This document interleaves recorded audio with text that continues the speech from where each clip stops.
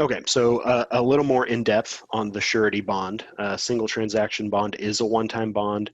You should really only purchase it if you're planning on importing 1 or 2 times per year, or if it's low value, you can get away with it for up to 3 or 4.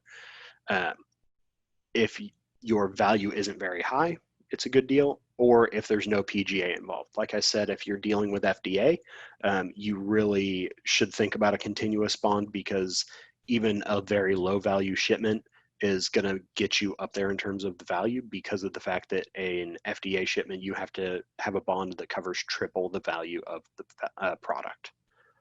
A continuous bond, on the other hand, is valid for 12 months from the date that it's put in place with CBP. It is automatically renewed each year. Basically, Scarborough will just by default renew this, and then we'll send you out the invoice for the renewal unless you specifically tell us to terminate.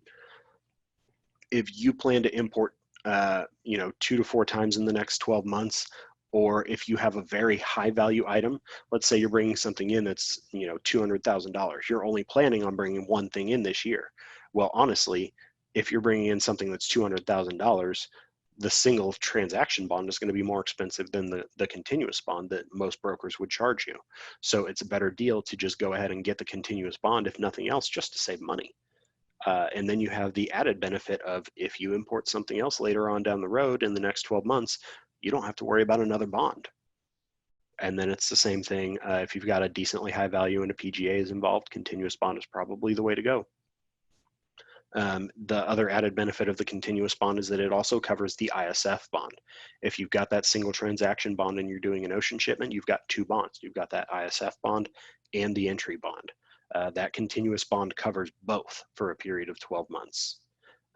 Another thing to note is that if you are filing ISF on an ocean shipment and that vessel has already sailed, that single transaction bond is no longer an option. There is no getting around this. If you are filing an ISF and you do not have a bond on file and that vessel has already sailed, you absolutely have to get a continuous bond. There is no way around that.